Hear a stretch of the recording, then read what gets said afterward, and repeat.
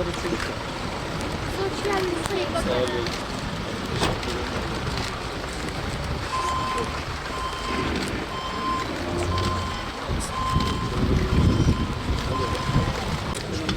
Geri gel abi.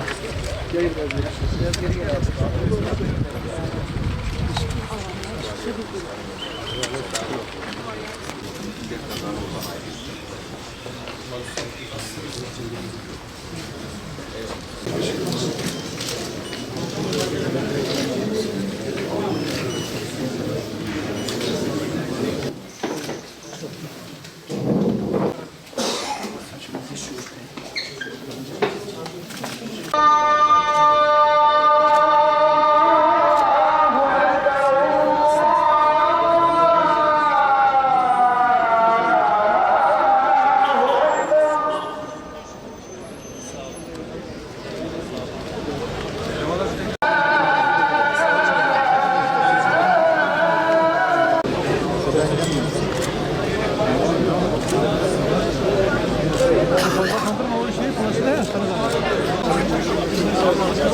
Abi şöyle kenara gel.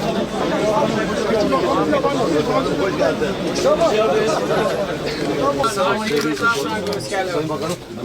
Hayırlı cumalar. Nasılsınız? İyisin. Allah razı olsun. Siz de iyisiniz. İşler değil. Ne güzel. Hamdolsun, şükür olsun cümlemize, hepimize inşallah. Bakanlığı bugün böyle toplanıp bir gezelim dedi. Hayırlı işleriniz olsun. Var bir şey yapacağım. Hayırlı işler. Az önce caminin girişinde de gördüm. Değil mi? Hoş geldiniz. Çok şükür hamdolsun. Siz de iyisiniz. Burası sizin mi? Aynen. Hoş geldiniz. Kolay gelsin. Aynen. İyisin. Hoş geldiniz. Bu kadar mı? Bu kadar. Aynen.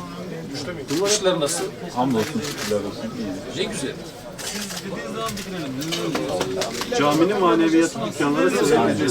Tabii o manevi hava buralara da yansımış. Daha böyle. Esnafımız da şükürler o anlamda. Ana caddelerden birisi burası ya.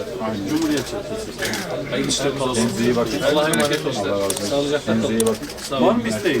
Sağ olun.